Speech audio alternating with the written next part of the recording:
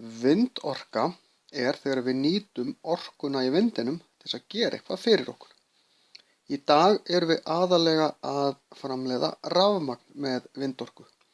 En í gamla daga voru vindmyllur notaðar til þess að knýja myllur. Það voru stórir steinar inn í mylluhúsinu sem snerust til þess að mylja korn.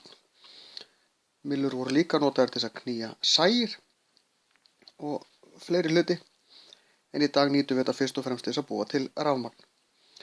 Vindmyllur í dag eru yfirleitt frekar háar, einhverjir tugir metra, og síðan er hérna búnaður og svo eru blöðin hér. Þetta snýst allt saman. Það er að segja að þetta getur snúist í hring, þannig að þessi blöð geta snúið fram eða í þessa átt eða tilbaka. Og blöðin, sem eru mismörg, þau eru stundum 2, stundum 3, stundum fleiri, að það eru þau sem að snúa rafal sem er hérna inni. Það er misskilningur að það sé best að setja vindmyllu þar sem sé mest rok, eins og upp á Kjalarnesi.